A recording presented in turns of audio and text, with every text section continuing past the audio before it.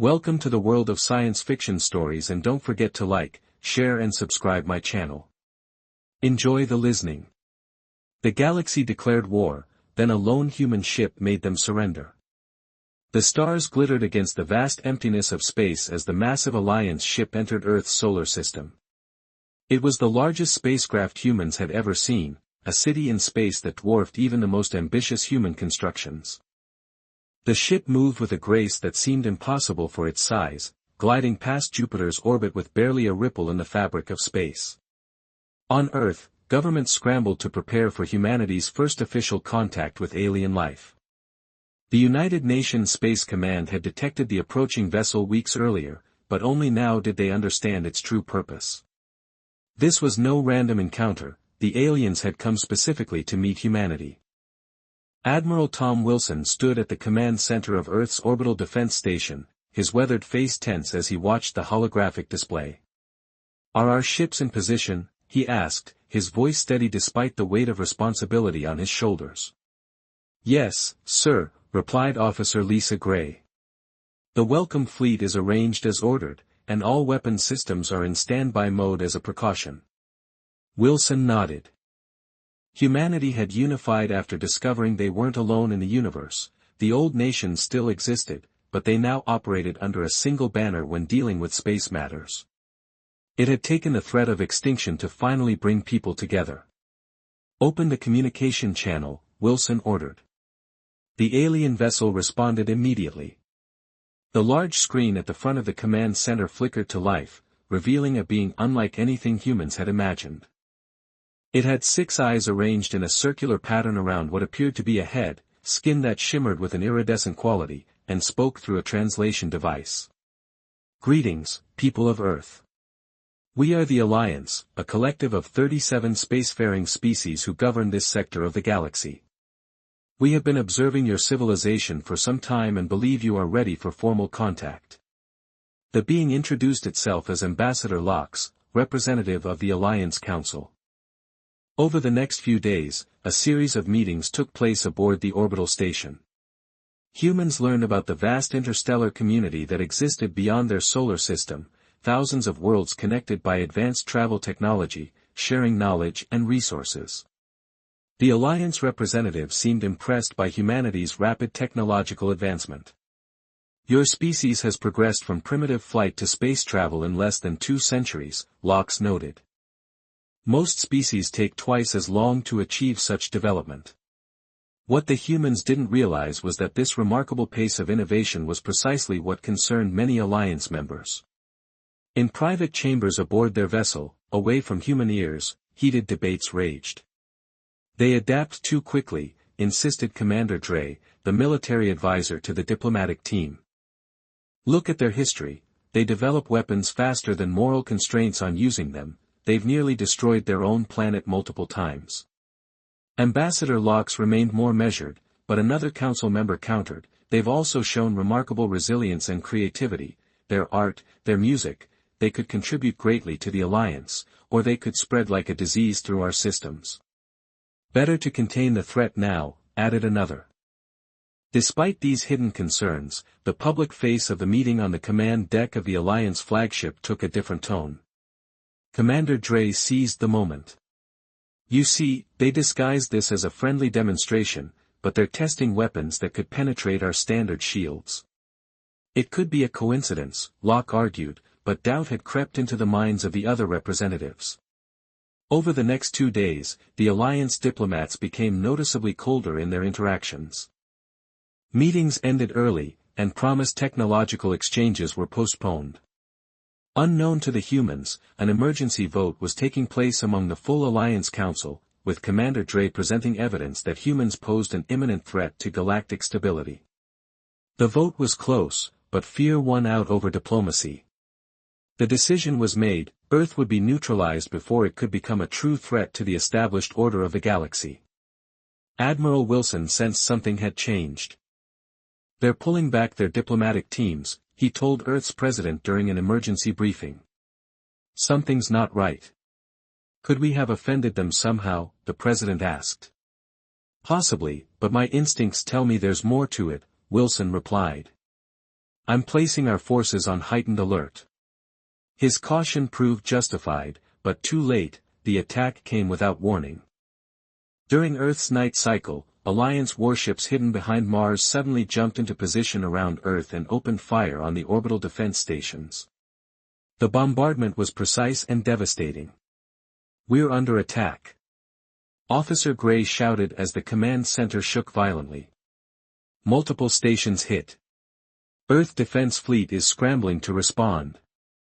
Admiral Wilson grabbed the communications console. "This is Admiral Wilson to all Earth forces, this is not a drill. We are under attack by Alliance forces. Implement Defense Protocol Omega immediately." Across Earth's orbit, human ships rose to meet the unexpected threat. They fought bravely, but they were outmatched by the superior technology and numbers of the Alliance fleet. One by one, Earth's defense stations went dark, and their ships were reduced to drifting debris. In the United Nations emergency bunker beneath Geneva, Earth's leaders gathered to face the grim reality. The holographic displays showed the devastating losses in orbit. More than 60% of Earth's space defense forces had been destroyed in the first hour. "Why?" demanded the president, her face pale with shock and anger. "We offered them nothing but peace." An intelligence officer stepped forward. "Madam President, we've intercepted and translated some of their communications. They see us as a threat, specifically, our rate of technological advancement and our history of conflict." The room fell silent as the implications sank in. Humanity was facing extinction not because they had done anything wrong, but because of what they might become. The president stood, her decision made. "Send the message to all nations and colonies, as of this moment, Earth is at war with the Alliance. Activate all reserves and implement the Phoenix Protocol." Admiral Wilson, watching from what remained of his command center, received the message with grim determination. "Phoenix Protocol confirmed," he responded. "May God help us all." Little did the Alliance know that their preemptive strike had missed one crucial target. In a hidden facility beneath the lunar surface, Earth's most advanced warship, the product of decades of secret development, remained untouched. Its systems were coming online as its crew rushed to battle stations. The ESS Defiant was about to enter the war. Deep beneath the cratered surface of the moon, in a hidden base known only to a handful of Earth's top military leaders, alarms blared through reinforced corridors. Red emergency lights flashed as personnel rushed to their stations. The secret facility, known as Artemis Base, had just received word of the Alliance's surprise attack on Earth. Captain Marcus Walker sprinted down the main hallway toward the command center, his heart pounding. A tall man with short gray hair and eyes that had seen too many battles, Walker had been chosen to command humanity's most advanced spaceship, but he never expected his first mission would be during an actual alien invasion. "Status report," he barked as he entered the command center, where screens displayed the devastating assault happening in Earth's orbit. "It's bad, sir," replied Lieutenant Anna Reed, a sharp-minded tactical officer with a reputation for unconventional thinking. "Earth's defense fleet is nearly destroyed. Orbital stations are falling, the Alliance hit us with everything they had." Walker's jaw tightened as he watched Earth's ships being torn apart by the superior Alliance weapons. "And Artemis Base? Have they detected us?" "Negative, sir," said Dr. James Collins, the ship's AI integration specialist, a brilliant scientist with wild hair and tired eyes. Collins had worked for years to create the unique systems that made the ESS Defiant special. "Our stealth systems are holding. They don't know we're here." Walker nodded grimly. "Then we still have surprise on our side. How long until the Defiant is ready to launch?" 15 minutes, Captain," replied Chief Engineer Ben Miller. "We're loading the final fuel cells now." Walker looked at the assembled crew. They were the best Earth had to offer, 28 men and women trained specifically for this experimental ship, and now they were possibly humanity's last hope. "Listen up," Walker said, his voice firm but calm. "I know none of us expected this. The Defiant was supposed to be revealed next month as Earth's goodwill ambassador to the stars. Instead, we're going to war. He paused, looking each crew member in the eye. We are all that's left of Earth's space combat capability. Our mission is simple: survive, fight back, and show these aliens they picked the wrong species to bully. The crew moved with purpose as they boarded the Defiant through the main airlock. The ship was unlike any other human vessel. Its sleek, dark hull was designed to absorb, rather than reflect, sensor scans, and its shape, somewhere between a manta ray and an arrowhead, was built for both speed and stealth. Inside, the command deck hummed with energy as systems came online. Lieutenant Reed took her place at the tactical station while Dr. Collins connected to the ship's central AI system. Phoenix is online, Collins announced as the ship's artificial intelligence awakened. Unlike basic computer systems, Phoenix was a semi-sentient AI designed to learn and adapt during combat. "Good morning, Phoenix," Walker said as he settled into the captain's chair. "Are you combat ready?"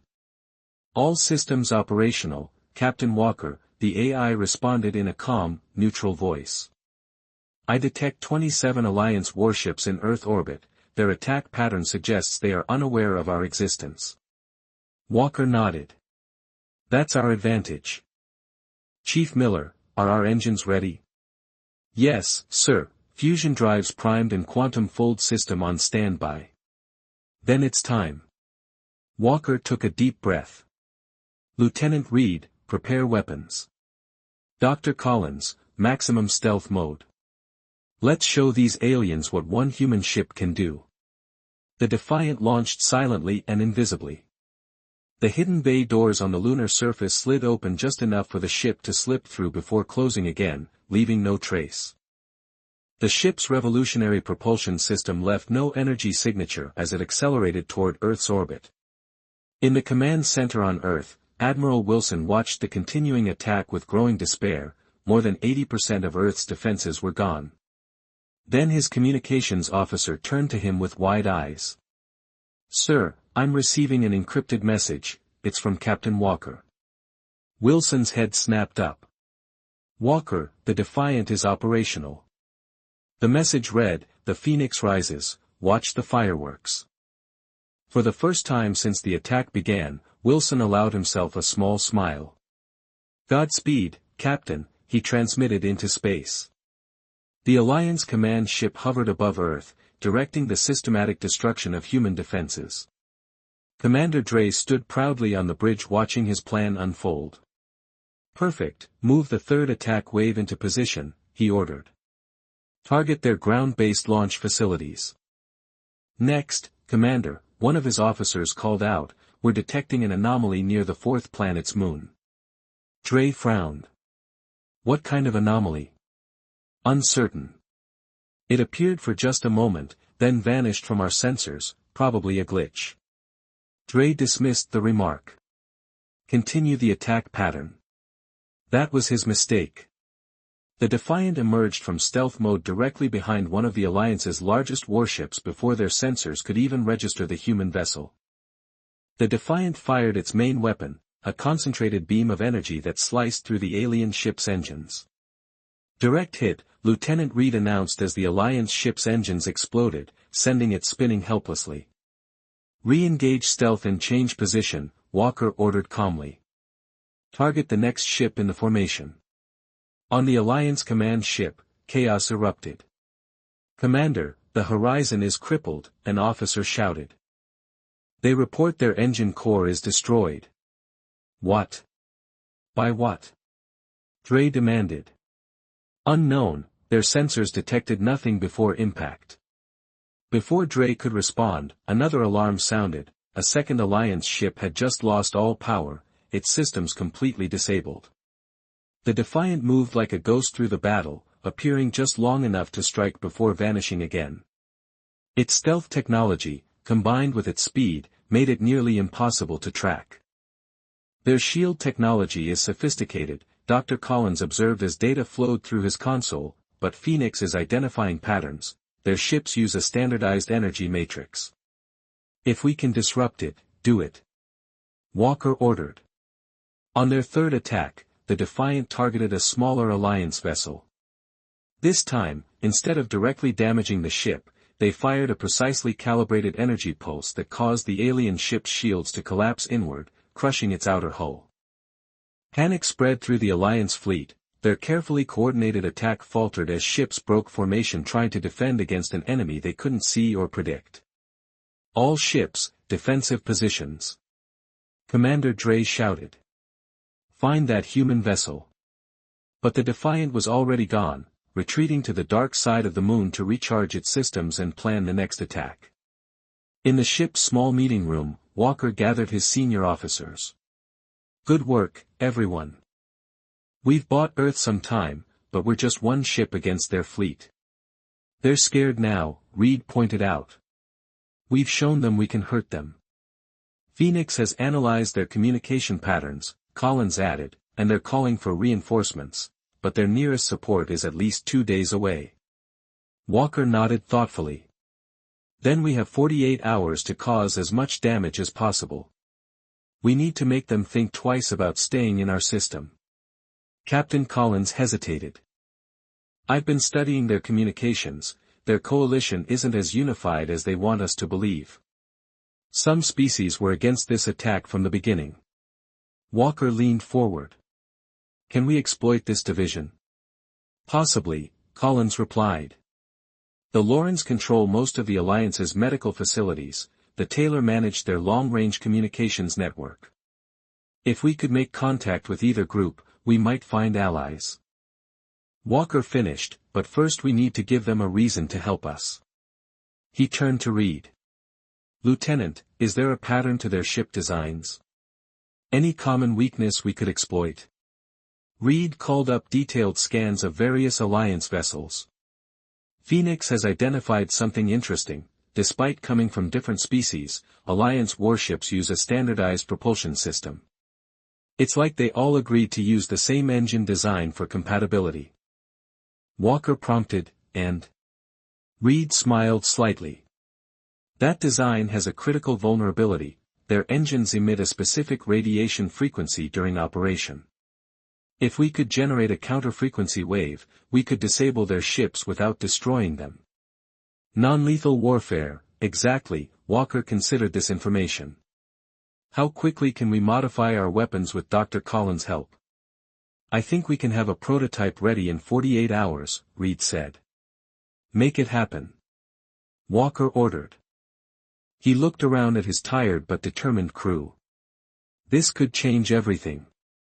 If we can disable ships without killing their crews, we demonstrate that humans aren't the bloodthirsty monsters they think we are. For the next 2 days, the Defiant remained hidden, its systems in low-power mode to avoid detection, while Collins and Reed worked on the new weapon. When they finally emerged, they had a plan that went beyond simple survival. Their first target was an Alliance patrol group near Mars, 3 warships maintaining a blockade around the Red Planet where a small human research colony had managed to hide underground. Weapon ready, Captain, Reed reported as they approached the patrol from behind Mars' smaller moon, Deimos. Target the lead ship only. Walker, command, let's see if this works. The modified energy pulse shot out from the Defiant, invisible to the naked eye but powerful in its effect. It struck the lead Alliance ship, and for a moment nothing seemed to happen. Then the alien vessel's lights flickered and died, its engine shut down completely. Direct hit, Reed announced. Their propulsion system is offline. Life support appears functional, but they're dead in space. Send the message, Walker ordered. Collins activated a transmission directed at the 2 remaining Alliance ships. This is Captain Marcus Walker of the Earth ship Defiant. We have disabled your lead vessel without harming its crew. We could do the same to you, but instead, offer you a choice, retreat from Mars orbit and allow the research colony to evacuate, or join your comrades in the dark. The response was immediate. Both Alliance ships powered up their weapons. They're not taking the offer, Reed said. Walker nodded. Then we show them we mean business. The next 2 energy pulses fired in quick succession, striking both remaining ships with pinpoint accuracy. Within moments, all 3 Alliance vessels drifted powerless in space. Broadcast on all frequencies, Walker ordered. Make sure every Alliance ship in the system can hear this. Collins activated the ship-wide channel, and Walker spoke clearly, his voice reaching not only the disabled ships but also the main Alliance fleet near Earth. This is Captain Walker of the ESS Defiant. To all Alliance vessels, we have developed the capability to disable your ships without destroying them. We do not wish to kill your crews despite your unprovoked attack on our world. Earth sought peaceful contact, and we still do, but we will defend ourselves. He paused, then continued with authority in his voice, we know there are those among you who oppose this war, the Lorens, the Taylor, the Vox. Your voices were ignored. I invite your representatives to open a separate channel of communication with us. This conflict can end without further bloodshed. On the Alliance command ship, Commander Dre watched with fury as the message played on their communication system. Shut it down, he ordered. Block that transmission. We can't, sir, his communications officer replied. They're broadcasting on all frequencies simultaneously, every ship in the fleet is receiving it. It's manipulation, Dre insisted. The humans are trying to divide us. But the damage was done. Within hours, encrypted messages began passing between ships representing different Alliance species. The seeds of doubt had been planted. For the next week, the Defiant continued its campaign with renewed purpose. Instead of destroying Alliance ships, they systematically disabled them, leaving crews stranded but alive. Each victory was followed by the same message: peace was possible if those who opposed the war would step forward. The Alliance fleet, once organized and disciplined, began to fracture.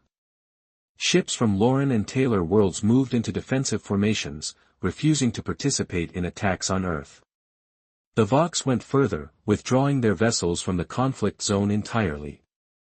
On the Defiant, Walker received an encrypted transmission from a Loren medical ship. Captain Walker, this is Dr. Kelm of the Loren Healing Council.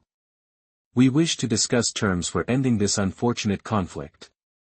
Walker shared a meaningful look with his officers. It's working, he said quietly. Then, to the transmission, he replied, Dr. Kelm, I'm pleased to hear from you. The people of Earth are ready to talk. As the Defiant prepared for the secret meeting, Reed approached the captain privately. Sir, do you really think we can trust them? This could be a trap. Walker considered her words carefully. It's a risk we have to take, Lieutenant. We've shown we can fight, but ending a war takes more than weapons, it takes courage to extend a hand after it's been bitten. The single human ship that had defied an alien armada was now doing something even more remarkable. It was creating peace from chaos, turning enemies into allies, and demonstrating that humanity's greatest strength wasn't their technology or warfare, but their ability to find common ground, even among the stars. The secret meeting location was a small, uninhabited moon orbiting Satan. The Defiant arrived first, hiding behind the moon's cratered surface while scanning for any signs of a trap. Captain Walker stood on the bridge, outwardly calm but inwardly tense. Any sign of Alliance warships? He asked. Lieutenant Reed replied, negative, Captain. Just the single Loren medical vessel approaching, as agreed. Dr. Collins looked up from his station. Phoenix confirms the ship matches the signature of Dr. Kelm's vessel. No unusual energy readings or weapon signatures detected. Walker nodded. Maintain alert status, Lieutenant Reed. You and Dr. Collins will accompany me to the meeting. Chief Miller, you have the bridge. The small shuttle carried the 3 officers from the Defiant to the meeting point on the moon's surface. They wore standard space suits with reinforced armor, a precaution Walker insisted on, despite the peaceful nature of the meeting. The Loren shuttle landed 100 meters away. 3 figures emerged, their environmental suits adapted to their non-human forms. The leader was clearly Dr. Kelm, moving with the graceful, flowing gait characteristic of the Loren species. The 2 groups met in the middle of a dusty crater. Even through his helmet, Walker could see that the Loren doctor had 4 eyes arranged vertically on a smooth, pale face. The alien raised a six-fingered hand in greeting. Captain Walker, Kelm's voice came through the communication system. Thank you for agreeing to this meeting. Walker replied with a respectful nod. I hope this is the first step toward ending a war that should never have begun. Indeed, said Kelm. Several Alliance species now question the wisdom of this conflict. The Loran have always been healers, not destroyers, but I must warn you, Commander Dre and his supporters still control the majority of our military forces. They are becoming desperate. Desperate enemies are dangerous enemies, Reed commented. Precisely, agreed Kelm. Which is why I bring you information. Dre has called for the Alliance's second fleet. When it arrives in 3 days, they plan to bombard your planet's surface. They believe destroying major population centers will force your surrender. Walker's blood ran cold. The Defiant could harass the current Alliance fleet, but couldn't stop a full planetary bombardment. We need to act before the second fleet arrives. Walker, there is more, continued Kelm. Many in the Alliance don't know the truth about how this war started. Dre claimed humans attacked first, but if the full council knew that the Alliance initiated hostilities based on a misunderstanding. Collins leaned forward. Doctor, does the Alliance maintain central records of all council votes and communications? Yes, Walker. On the command station orbiting what you call Pluto, it serves as our headquarters in this system. A plan began forming in Walker's mind. If we could access those records and broadcast the truth to all Alliance species simultaneously, it would undermine Dre's authority. Kelm finished, but the command station is heavily guarded. Your one ship cannot hope to breach its defenses. Walker shared a meaningful look with Reed and Collins. Maybe we don't have to fight our way in. Dr. Kelm asked, how many Alliance species now question this war? At least 7 of the 37, Kelm said, including some with significant influence. Enough to create a distraction, Walker asked. Kelm's 4 eyes blinked in sequence, the Loran equivalent of a thoughtful nod. Perhaps. What are you planning, Captain? Kelm inquired. Something bold, Walker replied with determination, something no one will expect. 2 days later, the Defiant emerged from hiding with a daring new plan. Instead of continuing their hit-and-run tactics, they set course directly for the heart of Alliance power in the solar system, the massive command station orbiting Pluto. On the bridge, the crew prepared for their most dangerous mission yet. Status report, Walker ordered as they approached the outer detection range of the station. The Loran medical ships are in position. Collins confirmed the Taylor and Vox vessels as well. They'll create the distraction on your signal, Reed reported, looking up from her console. Weapon systems reconfigured as requested, Captain. The modified energy pulse should disable their central communications array without destroying it, she continued. Good, Walker said. And Phoenix, the AI, has been programmed with the intrusion protocols. Collins replied, once we're connected to their network, Phoenix can locate and extract the evidence we need in minutes. Walker took a deep breath. This is our one shot.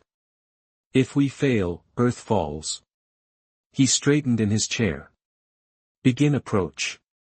Activate full stealth protocols. The Defiant glided silently through space, its advanced technology masking its presence from Alliance sensors.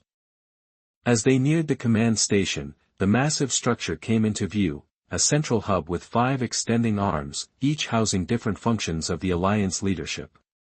In position, awaiting your command, Reed reported. Open a secure channel, Walker said. All Allied vessels, execute divergent now.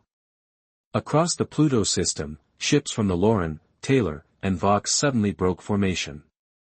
Alarms blared throughout the Alliance fleet as these vessels began performing erratic maneuvers, causing confusion and forcing the defensive ships to respond.